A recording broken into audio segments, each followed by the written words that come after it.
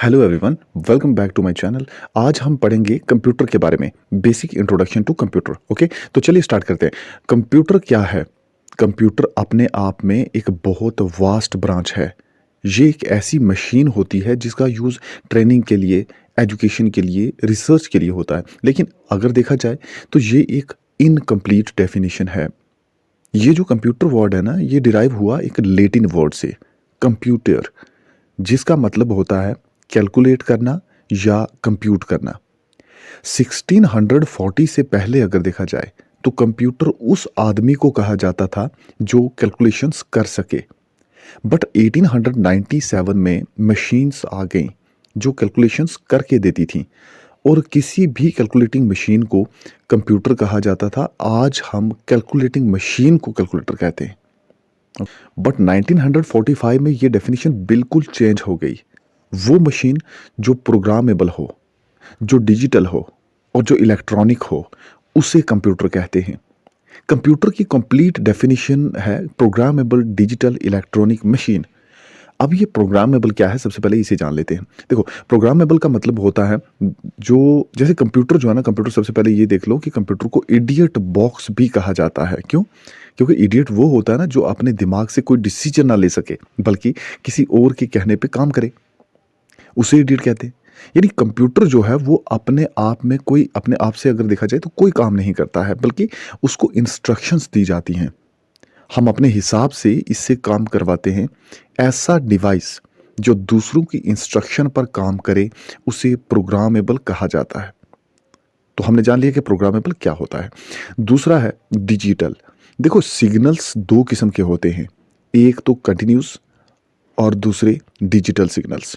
यानी computer digital signals का use करता है, इसलिए इसे डिजिटल कहा जाता है। ये इलेक्ट्रिकल डिवाइसेस वो डिवाइसेस होते हैं, हम इलेक्ट्रिकल की बात कर रहे हैं, इलेक्ट्रॉनिक डिवाइस की नहीं। इलेक्ट्रिकल डिवाइसेस वो डिवाइस होते हैं जिनमें हैवी इलेक्ट्रिक एनर्जी जो है ना उसकी ज़रूरत पड़ती है, जैसे ट्रांसफार्मर हो गया, इन्वर्टर हो गया।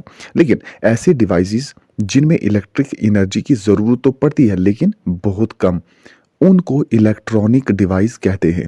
अब इंडक्टर हो, कैपेसिटर हो, ये सब इलेक्ट्रॉनिक डिवाइस होते हैं क्योंकि इनमें बहुत कम ज़रूरत पड़ती है इलेक्ट्रिक एनर्जी की। ये है एक कंप्लीट डेफिनेशन कि एक ऐसा डिवाइस जो प्रोग्रामेबल हो, डिजिटल हो और इलेक्ट्रॉनिक हो, उसे कंप्यूटर कहते हैं। कंप्यूटर को कभी कभी हम डेटा प्रोसेसर भी कहते हैं, क्योंकि कंप्यूटर क्या करता है कि ये इनपुट लेता है, उसे प्रोसेस करता है। इनपुट यानी वो डेटा लेता है और उसे प्रोसेस करता है, उसके बाद फिर हमें आउटपुट देता है। तो चलिए अब जान लेते हैं करेक्टरिस्टिक्स के बारे में, कंप्यूटर की करेक्टरिस्टिक्स के बारे में। तो सबसे पहले करेक्टरिस्टिक है कि कंप्यूटर ऑटोमेटिक है। यानी एक बार इनपुट दे दोगे तो फिर वो सब काम खुद कर देता है और फिर हमें आउटपुट मिल जाती है। ओके। अब दूसरा, इसकी स्पीड काफ़ी ज़्यादा है।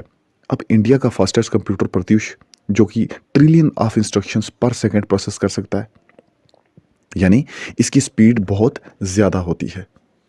नेक्स्ट करेक्टरिस्टिक्स है इसकी एक्यूरेसी। यानी अगर डेटा सही दिया जाएगा तो आउटपुट भी सही ही मिलेगी, यानी बिल्कुल करेक्ट जो है हमें जवाब मिलेगा, करेक्ट हमें आउटपुट मिलेगी।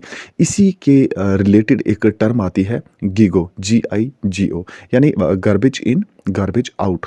अगर इनपुट में गार्बेज दोगे तो आउटपुट भी गार्बेज ही मिलेगी, यानी गलत डेटा दोगे तो गलत आंसर भी मिलेगा ना। कंप्यूटर की तरफ से कोई भी गलती नहीं होती है। ओके। तो फोर्थ फीचर है इंटेलिजेंस।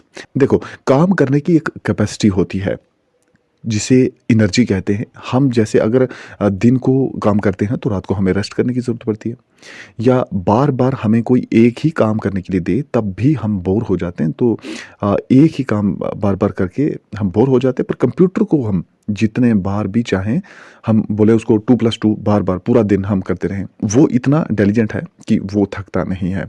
तो ये भी इसकी एक फीचर है, ये भी इसका एक करेक्टरिस्टिक है। उसके बाद है वर्सेटाइलिटी। मतलब बहुत सारे कामों में इसका यूज़ हो सकता है, बिजनेस के लिए, होम अप्लायंसेस के लिए, स्कूल के लिए इसका जो है यूज़ किया जा सकता है। इसलिए कंप्यूटर क्या है, वर्सेटाइल है। स्टोरेज, पहले पहले डेटा को फाइल्स में रखा जाता था, तो वो चाहे गवर्नमेंट सेक्टर हो चाहे प्राइवेट सेक्टर हो, तो वो फाइल्स खो भी सकती थी, वो मिसप्लेस हो सकती थी, बट अब जो कंप्यूटर है, कंप्यूटर मेमोरी में जितना चाहें डेटा को स्टोर कर सकते हैं। ओके, तो ये भी एक करेक्टरिस्टिक है इसकी। अब नो आईक्यू, देखिए कंप्यूटर जो है ना वो इंटेलिजेंट नहीं होता है। ये हमने पढ़ा कि ये प्रोग्रामेबल है, इसको इंस्ट्रक्शन की ज़रूरत पड़ती है फिर काम करता है। तो किसी और की इंस्ट्रक्शन के ऊपर जो है ये डिपेंड करता है और उस पर काम करता है। इंटेलिजेंट वो होता है जो खुद से डिसीजन ले, बट कंप्यूटर डिसीजन नहीं ले सकता है, ये इंटेलिजेंट नहीं है। ओके, तो नो फीलिंग्स। अब देखो कंप्यूटर के अंदर जो है वो फीलिंग्स नहीं होती हैं। जैसे हम अगर बार बार किसी ऑफिसर को, किसी आदमी को बोलें कि हमारा काम कर दो, तो वो 4 5 6 बार बोलने पर काम कर देता है। ओके, लेकिन कंप्यूटर के केस में ऐसा नहीं होता है। अब देखो सिक्योरिटी, मतलब डेटा की सिक्योरिटी, पहले पहले डेटा चोरी किया जा सकता था, बट कंप्यूटर में डेटा स्टोर करके हम जो है उसे पासवर्ड लगा सकते हैं। ओके, तो जिससे डाटा जो है वो सिक्योर रहता है हमारा। ओके, उसके बाद है प्लग एंड प्ले, मतलब बार बार प्लग करना और फिर कंप्यूटर को प्ले करना, उसके बाद काम लेना कंप्यूटर से, उसको स्टार्ट करना, ऐसा नहीं होता है। आप अगर एक बार कंप्यूटर ऑन किया तो बस उसके बाद काम ले सकते हैं। उसके बाद है रिलायबिलिटी, तो मतलब भरोसा कर सकते हैं। अगर सही इनपुट दोगे तो हमें इतना भरोसा है कि जो आउटपुट मिलेगी वो बिल्कुल हमें सही मिलेगी, इसलिए कंप्यूटर जो है वो रिलायबल है। अब जैसा हम जानते हैं कि फादर ऑफ कंप्यूटर जो है वो चार्ल्स बेबेज को कहा जाता है, क्योंकि चार्ल्स बेबेज ने एक मशीन बनाई थी जिसे एनालिटिकल इंजन कहा जाता है। क्योंकि पहले जनरल पर्पस कंप्यूटर जो है वो उसने बनाया था, इसलिए चार्ल्स बेबेज को ही फादर ऑफ कंप्यूटर कहते हैं। फादर ऑफ मॉडर्न कंप्यूटर जो है वो एलन ट्यूरिंग को कहा जाता है। इन्होंने एक ऐसी इमेजिनरी एल्गोरिथम दिया था जिन्हें हम कहते हैं ट्यूरिंग मशीन। अब इस ट्यूरिंग मशीन का काम क्या था? स्पीड को मेजर करना। ओके, ये मॉडर्न कंप्यूटर की परफॉर्मेंस को मेजर करता है। अब ये एल्गोरिथम क्या होता है? देखिए, किसी भी चीज़ को स्टेप बाय स्टेप करना, एक प्रोसीजर होता है ना जिसमें किसी काम को स्टेप बाय स्टेप किया जाए, तो उसे एल्गोरिथम कहते हैं। अब एडा लवलेस जो है वो उन्हीं को कहा जाता है modern mother of modern computer, या फर्स्ट प्रोग्रामर भी कह सकते हैं। यानी कंप्यूटर वर्ल्ड में कंट्रीब्यूशन उन्होंने दिया और डेवलप की प्रोग्रामिंग लैंग्वेज, इसलिए उन्हें मदर ऑफ कंप्यूटर या फर्स्ट प्रोग्रामर भी कहा जाता है। ग्रेस होपर, इनको मदर ऑफ मॉडर्न कंप्यूटर कहा जाता है, या फिर mother of human readable computer भी कहा जाता है। क्योंकि देखिए कंप्यूटर जो है ना वो हमारी लैंग्वेज में नहीं समझ सकता है। सबसे पहले जो हम इनपुट देते हैं ना या कोई वर्ड लिखते हैं तो उसे मशीन लैंग्वेज में कन्वर्ट किया जाता है, यानी 0 और 1 लैंग्वेज में कन्वर्ट किया जाता है, तो तभी कंप्यूटर इसे समझ पाता है। अब ह्यूमन रीडेबल लैंग्वेज को मशीन लैंग्वेज में कन्वर्ट करने के लिए एक कन्वर्टर की ज़रूरत तो होती है जिसे कंपाइलर कहते हैं। तो सबसे पहले कंपाइलर को डेवलप किया ग्रेस होपर ने, इसीलिए इन्हें मदर ऑफ मॉडर्न कंप्यूटर कहा जाता है। देखिए कंप्यूटर का बेसिक आर्किटेक्चर अगर देखें तो वो दिया था वॉन न्यूमैन ने। ये आर्किटेक्चर अभी भी कंप्यूटर में यूज होता है। अब ये बेसिक स्ट्रक्चर क्या होता है, चलिए इसे जान लेते हैं। देखो हमारे कंप्यूटर में 4 चीजें होती हैं। पहली इनपुट, यानी कीबोर्ड, माउस, जॉयस्टिक, इसे हम डेटा देते हैं कंप्यूटर को। जिस डिवाइस से डेटा दिया जाता है कंप्यूटर को उसे इनपुट डिवाइस कहा जाता है। अब जब डेटा दिया तो वो जाएगा सीपीयू में प्रोसेसिंग के लिए, और हमें मिलता है एक फाइनल प्रोडक्ट जिसे हम आउटपुट कहते हैं, उसे आउटपुट कहा जाता है। तो ये जो आउटपुट है वो हमें आउटपुट डिवाइस देता है, जिसे जैसे स्क्रीन हो गया, मॉनिटर हो गया, या हम हार्ड कॉपी के थ्रू भी प्रिंट आउट ले सकते हैं, तो वो भी एक आउटपुट है। अगर प्रिंट आउट लेंगे तो वो एक टेंजेबल आउटपुट होगी, अदरवाइज ये एक इनटेंजिबल। अगर स्क्रीन पर देखेंगे तो उसे टच थोड़ी कर सकते हैं, तो वो क्या हो गया, वो इनटेंजिबल आउटपुट होगी। देखो हमारे पास 2 ऑप्शन होते हैं, हम चाहें तो आउटपुट ले लें, चाहे तो हम उसे स्टोर भी कर सकते हैं। कंप्यूटर की अपनी मेमोरी में उसे हम स्टोर कर सकते हैं, तो वो उसकी प्राइमरी मेमोरी में। पर ये डेटा जो है ना वो टेम्पररी स्टोर होता है। फिर अगर प्राइमरी मेमोरी में करोगे कंप्यूटर की अपनी मेमोरी में तो ये टेम्पररी स्टोर होगा, डिवाइस ऑफ करने के बाद ये डेटा जो है वो बिल्कुल डिलीट हो जाता है। इसलिए हम इसे रखते हैं सेकेंडरी मेमोरी में, जहाँ पर ये परमानेंटली स्टोर हो जाता है। ओके, तो ये थी 4 चीज़ें जिनको हमने एक एक करके एक्सप्लेन किया। इसे हम आईपोस भी कहते हैं, इनपुट, प्रोसेसिंग, आउटपुट और स्टोरेज। अब देखो कंप्यूटर जो है वो बना है हार्डवेयर और सॉफ्टवेयर से। हार्डवेयर्स वो कंप्यूटर के पार्ट्स हैं जो फिजिकल हों, जिन्हें हम टच कर सकें, यानी जो टेंजिबल होते हैं उन्हें हम हार्डवेयर्स कहते हैं। जैसे इनपुट डिवाइस हो गए, आउटपुट डिवाइसेस हो गए, उसके अलावा सीपीयू, कीबोर्ड, जॉयस्टिक, माउस, तो ये सब जो है ये टेंजिबल है, इन्हें हम टच कर सकते हैं।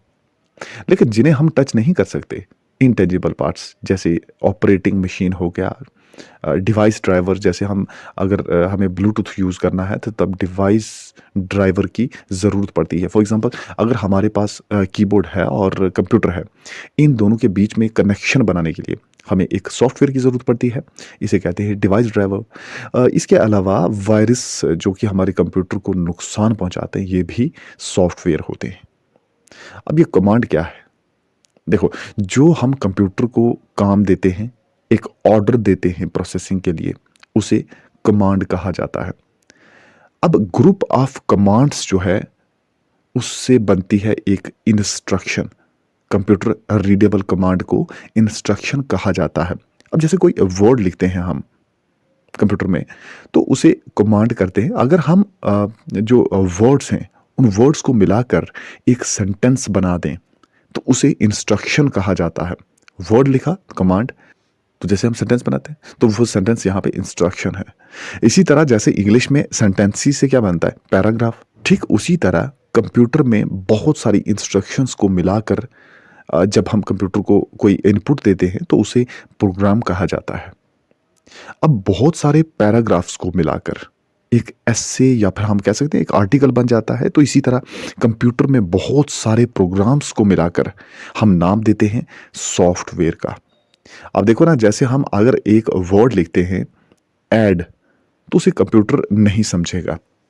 अगर हम ऐड ए बी ऐसा लिखें, तो कंप्यूटर ए और बी को ऐड कर देगा। इस तरह से बहुत सारी इंस्ट्रक्शंस देंगे, तो वो एक प्रोग्राम कहलाता है। अब देखो, फंक्शनलिटीज क्या हैं कंप्यूटर की। सबसे पहले कंप्यूटर इनपुट लेता है और फिर इसे स्टोर कर सकता है अपनी मेमोरी में, और कभी भी यूज़ कर सकता है उसे। अब इसके बाद क्या होता है कि एक कंप्यूटर जो है वो रिसीव डेटा को प्रोसेस करता है और फिर फाइनल प्रोडक्ट में हमें आउटपुट देता है। नेक्स्ट स्टेप में प्रोसेसिंग के बाद क्या होता है, एक आउटपुट जनरेट करता है कंप्यूटर, और उसके बाद ये इन फिफ्थ स्टेप है कि ये कंट्रोल कर सकता है ऊपर जितने भी स्टेप्स हैं ना, यानी जो स्टेप्स हमने पढ़े, इन्हें कंट्रोल करता है ये ऑपरेटिंग सिस्टम। ओके, नेक्स्ट है एप्लीकेशंस ऑफ कंप्यूटर।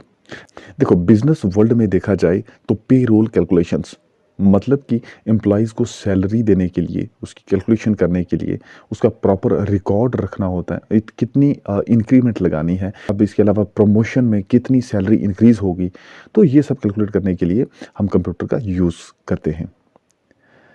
अब नेक्स्ट एप्लीकेशन है सेल्स एनालिसिस। हम देखना चाहते हैं कि कंपनी ने कितनी सेल कंपनी की बढ़ रही है, कितनी कम हो रही है। इसके अलावा भी हम कंप्यूटर का यूज़ करते हैं एक कंपनी के अंदर सेल्स एनालिसिस के लिए। देखो, बजटिंग के लिए, यानी कितना एक्सपेंडिचर होगा, कितना खर्चा होगा, कितना प्रॉफिट हो सकता है, ये सब देखकर बजट बनाना, इस सब के लिए कंप्यूटर का यूज़ होता है। फाइनेंशियल फोरकास्टिंग के लिए भी हम कंप्यूटर का यूज़ करते हैं। मैनेजिंग डाटाबेस ऑफ एम्प्लॉय, मतलब कि एम्प्लॉयज़ का रिकॉर्ड रखना होता है। किस एम्प्लॉय का कितना एक्सपीरियंस है, कितने और कौन कौन से प्रोजेक्ट पर उसने काम किया है, तो इन सब का रिकॉर्ड रखने के लिए हम कंप्यूटर का यूज़ करते हैं।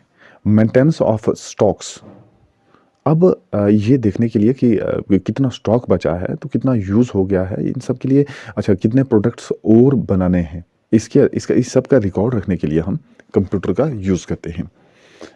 अब देखो, बैंकिंग के लिए, बैंकिंग में account facilities, online account facility, M pay हो गया, फ़ोन पे हो गया, जी पे वगैरह जो हम यूज़ करते हैं, तो इसके लिए हम ऑनलाइन पे कर सकते हैं।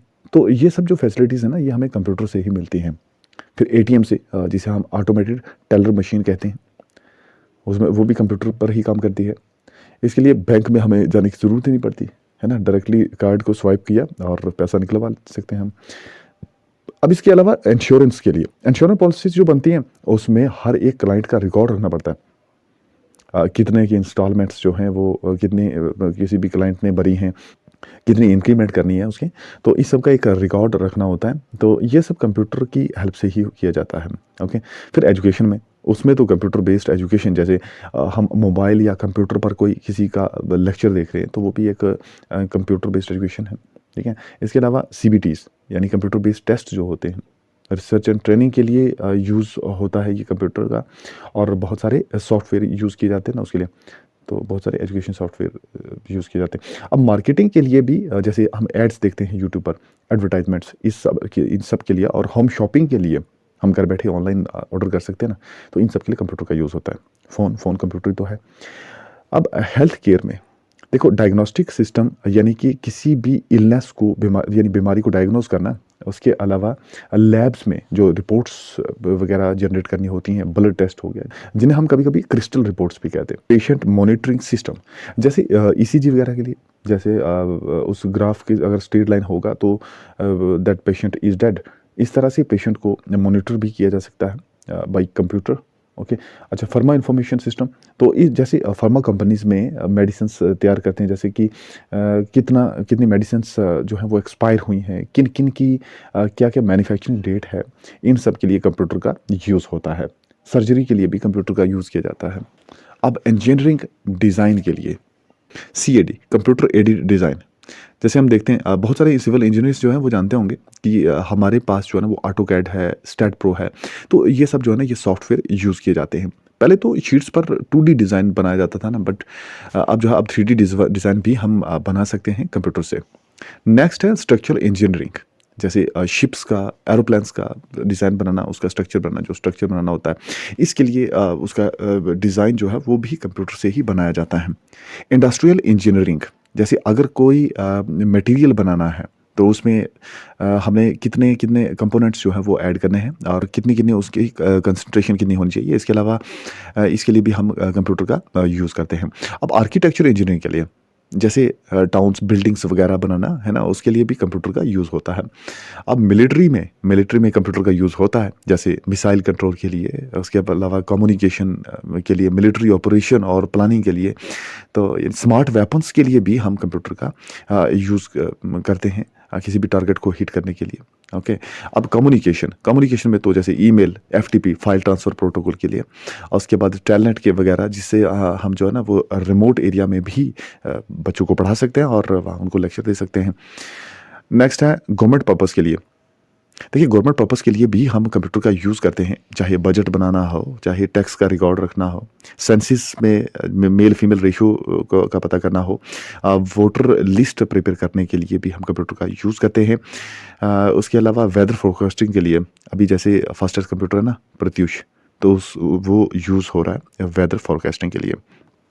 तो ये था कुछ कंप्यूटर के इंट्रोडक्शन के बारे में। आई होप कि आपको समझ में आ गया होगा। फिर भी अगर कोई डाउट है तो कमेंट बॉक्स में कमेंट करके ज़रूर पूछना। Okay, bye.